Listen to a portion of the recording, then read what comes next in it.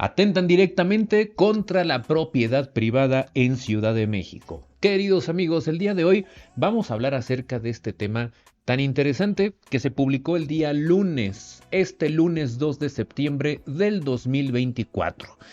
Una reforma constitucional, pero no a nivel federal, sino a nivel local en Ciudad de México. Una reforma que fue promulgada y publicada por el jefe de gobierno Martí Batres, en donde a propósito publicó un tuit en donde dice pues que se va a homologar la propiedad con base en el 27 constitucional. Un atentado directo contra la propiedad privada en Ciudad de México. Bueno, pues comencemos este podcast diciendo que no se lo vaya usted a creer.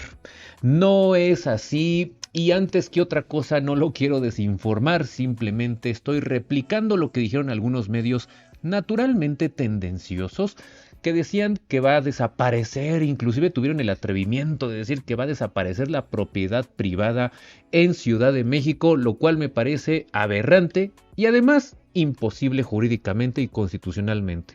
A ver, yo no sé de dónde sacó la gente. ¿De dónde sacaron esos medios que la propiedad privada va a desaparecer en Ciudad de México? Ni siquiera hay un atentado indirecto, vaya. Con eso terminaría usted este podcast. Si usted no quiere escucharme, si a usted le aburre este tema, nada más quería enterarse de qué pasó en realidad, pues le digo a usted váyase tranquilo porque no se eliminó la propiedad privada en Ciudad de México y tampoco hay un atentado en contra de su casa, de su automóvil, no le van a quitar nada. Al menos eso no dice la reforma. Si usted es lo que quería saber, puede ir en paz. No se preocupe, pero si usted quiere saber más a fondo qué es lo que ocurre, le invito a que se quede en este podcast precisamente. A ver, primero que nada vamos a leer el tuit del señor Martí Batres, jefe de gobierno en Ciudad de México, para que vea usted por qué se levantó tanto el polvo, por qué se levantó tanto la tierra con este tema, que obviamente hiere a los sentidos, porque cualquier cosa que a usted le digan de su propiedad, de su casa, usted que tanto ha trabajado por su vivienda, rente o compre, imagínese usted lo que es quedarse sin casa. Bueno, pues obviamente que yo lo puedo entender en su preocupación, pero esto no va a ocurrir.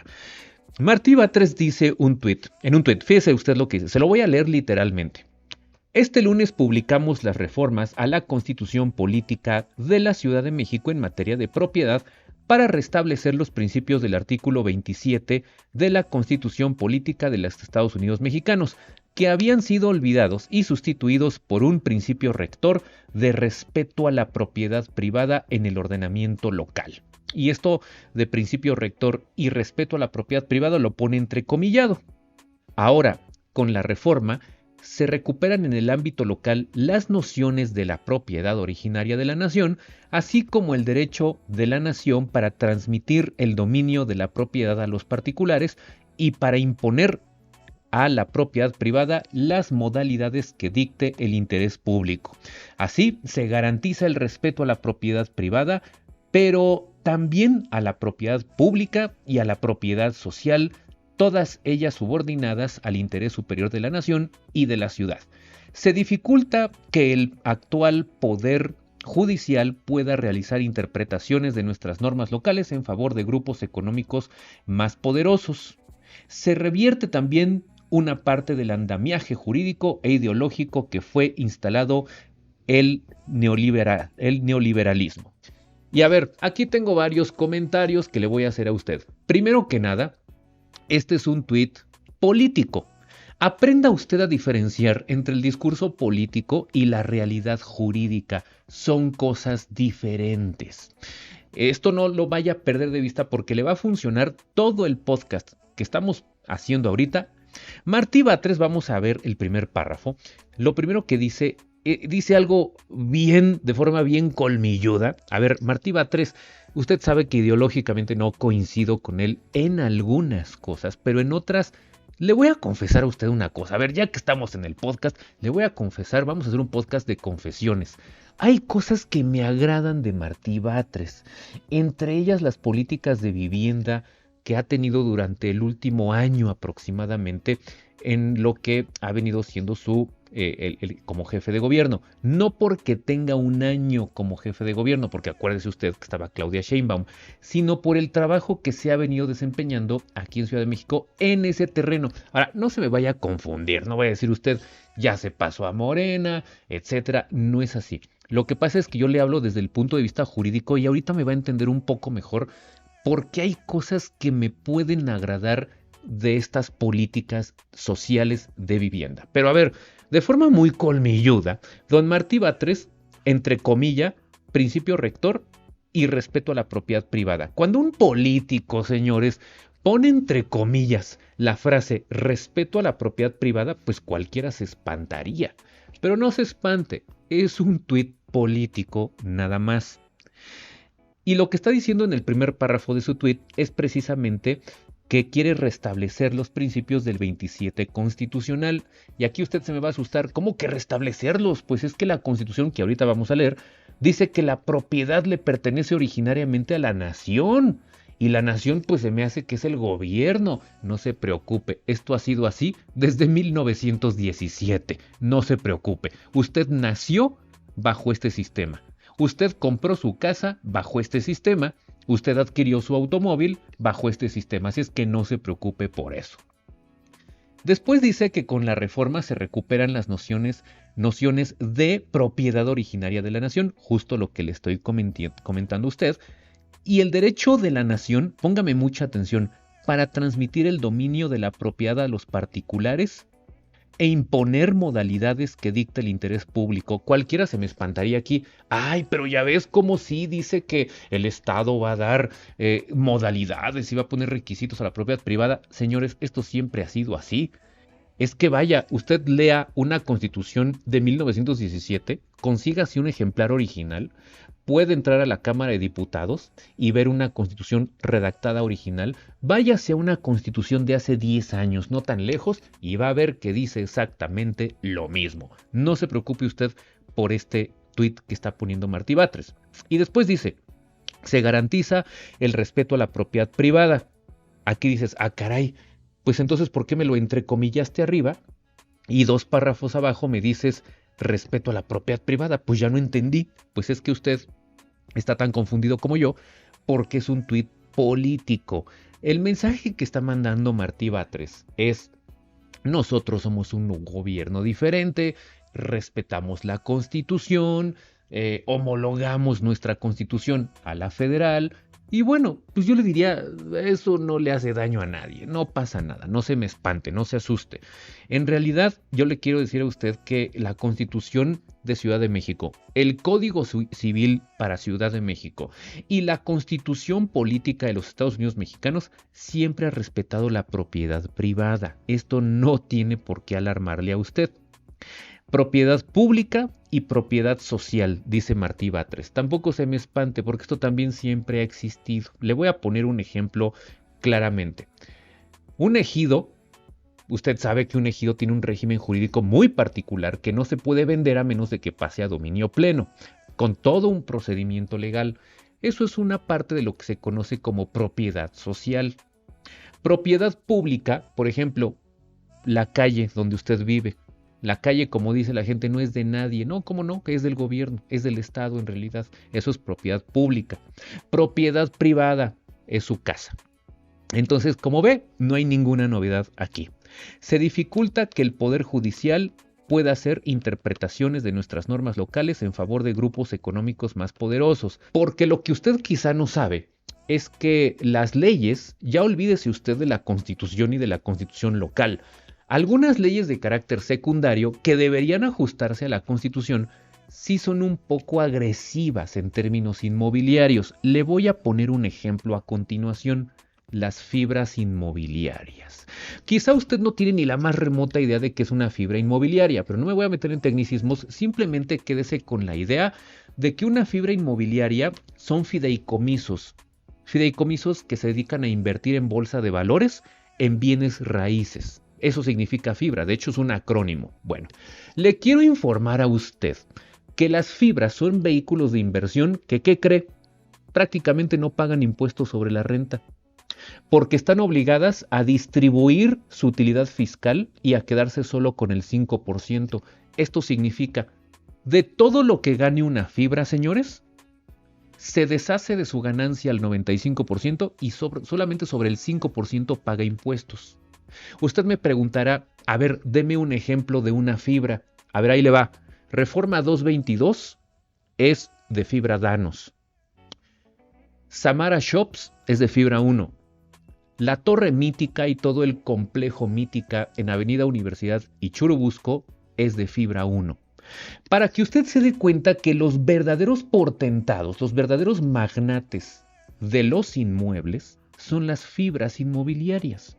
Y son nacionales y extranjeros, ¿eh? O sea, aquí no vaya a creer que son puros extranjeros. No, son inversionistas nacionales, muchos de ellos. Bueno, ¿qué tiene que ver este tema aquí? Que el acaparamiento inmobiliario en Ciudad de México y en todo el país sí ha sido monopolizado por grandes capitales. Esto, desgraciadamente, sí es una verdad. Y el hecho de que lo diga Martí Batres, sea usted simpatizante o no del jefe de gobierno, no podemos negar que tiene razón en esto. Grupos económicos poderosos, precisamente como los que liderean las fibras y algunas otras empresas inmobiliarias. Quizá usted no estaba enterado, porque esto es un tema muy técnico, pero insisto, las fibras son vehículos de inversión regulados en el artículo 187 y 188 de la Ley del Impuesto sobre la Renta, que le otorgan beneficios fiscales impresionantes que ya quisiéramos usted y yo a grandes capitales. Y ya le dije ejemplos: Samara, Mítica, Plaza Satélite, Plaza Antea, la plaza esta en San Jerónimo, no me acuerdo cómo se llama, se me está yendo su nombre, una que incluso se acaba de derrumbar hace poquito tiempo, que es de puras tiendas de lujo, Antara, Expansión Antara es de fibra Soma, por ejemplo. En fin, para que vea usted el tipo de inmuebles, la mayoría de las plazas comerciales como Delta, como Downtown El Rosario, son fibras inmobiliarias que tienen enormes beneficios fiscales. Bueno, todo esto se lo digo a usted porque se da cuenta cómo realmente no hay un atentado a la propiedad privada. Yo le diría que al contrario, lo que la gente no dice, lo que el gobernante muchas veces no dice, es que la ley del impuesto sobre la renta otorga beneficios exponenciales a los grandes capitales y son totalmente legales. Eso sí se lo quiero decir a usted. Ahora, entonces quiere decir que Martí Batres tiene razón en que se dificulta hacer interpretaciones al Poder Judicial con esta reforma. Pues no, en ese sentido no tiene razón, porque si la ley está así y se ajusta a la Constitución y es propiedad privada y esta reforma no atenta a la propiedad privada, pues ¿qué cree? Que de todos modos las grandes fibras inmobiliarias van a poder seguir acaparando el mercado en el cual usted y yo no podemos competir. ¿Por qué? Porque no tenemos los capitales para hacer una fibra inmobiliaria. Así de claro y así de sencillo. Ahora, que tenga Martí Batres razón en el hecho de que hay normas que favorecen grupos económicos poderosos, tiene toda la razón. Toda la razón.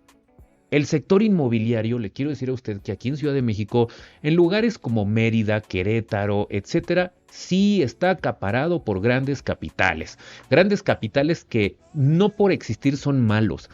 Lo que pasa es que muchas veces sí están acaparados por gente que es verdaderamente mafiosa, gente que verdaderamente deja fuera a otros competidores y que causa un efecto social muy indeseable. Es a lo que llaman en buena medida la gentrificación. Son inmuebles de altísima rentabilidad, son inmuebles donde no puede competir una persona promedio con ingresos promedio. Creo que entiende usted lo que le quiero decir. Entonces, esta reforma no ayuda a eso. Y esto es muestra de que en realidad no se atenta contra la propiedad privada, como usted se puede dar cuenta. Bueno, todo esto se lo platico porque el tuit de Martí Batres no es otra cosa más que un tuit propagandístico, político, que está bien, se vale. El jefe de gobierno hace trabajo político, trabajo administrativo, ok, se vale. Sí, no se me alarme, no pasa nada. Adicionalmente, ahora como punto número 2, vamos a ver qué es lo que dice la reforma auténticamente. Bueno, le voy a decir qué fue lo que se reformó. Se reformó el artículo 3º numeral número 2, numeral 2, inciso A de la Constitución de la Ciudad de México. ¿Y sabe qué fue lo que se agregó? Lo único que se añadió fue una frase que dice: el respeto a la propiedad en los mismos términos del artículo 27 de la Constitución Política de los Estados Unidos Mexicanos. Eso fue lo que realmente se agregó en la reforma. Y se agregó una parte que dice igualdad sustantiva. ¿Sabe cómo decía antes la Constitución de la Ciudad de México? Decía más o menos una cosa como respeto a la propiedad privada, la igualdad sustantiva. Bueno, se modifica para que diga respeto a la propiedad en términos del artículo 27 de la Constitución. Es decir, se elimina la palabra privada. Aquí no se me asuste. ¿Por qué? A ver, yo le voy a decir una cosa. Donde la ley no distingue, no hay por qué distinguir. Si la Constitución dice el respeto a la propiedad, como no distingue qué tipo de propiedad, se entiende que se respeta la propiedad privada, propiedad pública, propiedad social, etcétera, etcétera, ejidal, comunal, etcétera. ¿Me explico? Es decir, antes la Constitución decía respeto a la propiedad privada. Ahora dice respeto a la propiedad en términos del artículo 27 constitucional. No se me preocupe, reitero, donde la ley no distingue, no hay por qué distinguir. Simplemente se respeta todo tipo de propiedad al no distinguir y te remite a la Constitución, que ahorita vamos a revisar para que usted quede perfectamente tranquilo. Adicionalmente le quiero decir que el artículo 21 de la Convención Americana de Derechos Humanos o sobre Derechos Humanos establece el derecho a la propiedad privada. Y usted sabe muy bien que en México, por el artículo primero constitucional, cuando un derecho es de carácter convencional, o sea, de origen de una convención internacional, y se protege más a la persona, ese derecho convencional tiene jerarquía constitucional. Entonces, más a mi favor, o bueno, más a nuestro favor, se protege la propiedad privada, porque el artículo 21 de la Convención Americana sobre Derechos Humanos protege la propiedad privada y al ser un derecho convencional tiene rango constitucional por el principio pro persona también. Entonces, no se me preocupe, ¿ya vio usted cómo no hay ningún cambio sustantivo? El artículo 21 de dicha convención establece que toda persona tiene derecho al uso y goce de sus bienes, pero que la ley puede subordinar tal uso y goce al interés social. Ninguna persona puede ser privada de sus bienes excepto mediante el pago de una indemnización justa por razones de utilidad pública o de interés social y en los casos y según las formas establecidas por la ley. ¿Ya vio usted? Esto es lo que se conoce como expropiación. Entonces, si a usted le preguntaran el día de mañana, oye, una pregunta, ¿es cierto que la reforma atenta o elimina la propiedad privada en Ciudad de México? La respuesta clara sería no. No elimina ni atenta contra la propiedad privada. Entonces, ¿qué sí se hizo? Ajustar el texto constitucional de Ciudad de México con el 27 constitucional. Perfecto. ¿Y qué dice?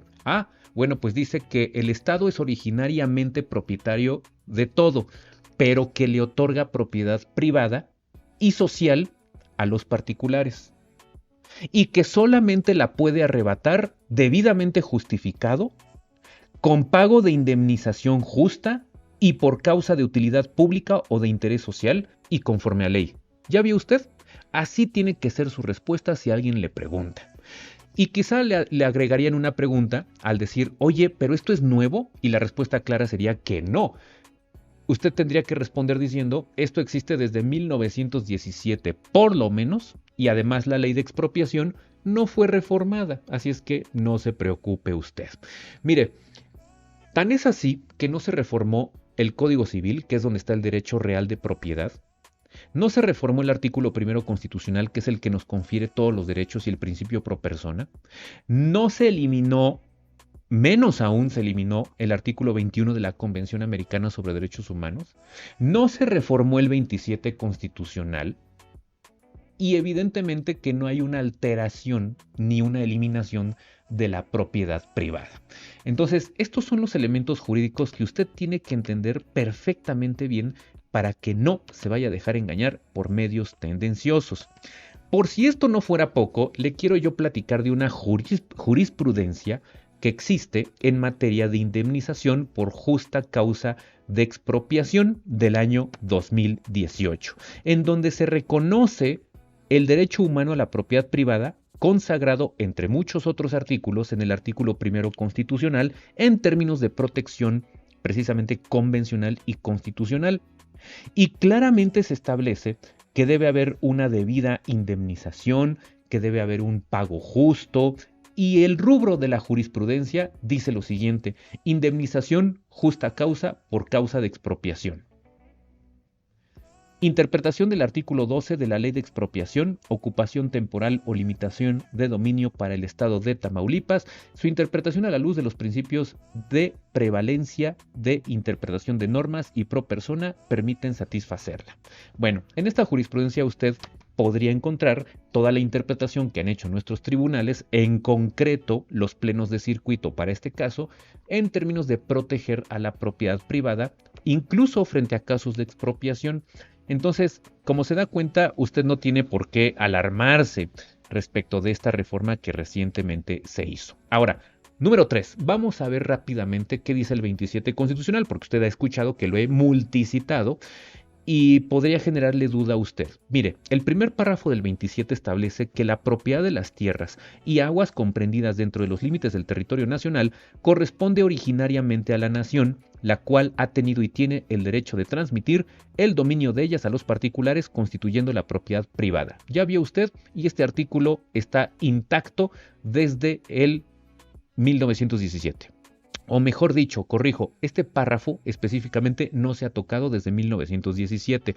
Y además mire usted lo que dice: las expropiaciones solo podrán hacerse por causa de utilidad pública y mediante indemnización. Este párrafo se ajusta a la Convención Americana sobre Derechos Humanos, ¿sí? Y más abajo en el en el párrafo tercero, establece que la nación tiene en todo tiempo el derecho a imponer a la propiedad privada las modalidades que dicte el interés público, etc. Como se da cuenta, no hay ninguna novedad en realidad.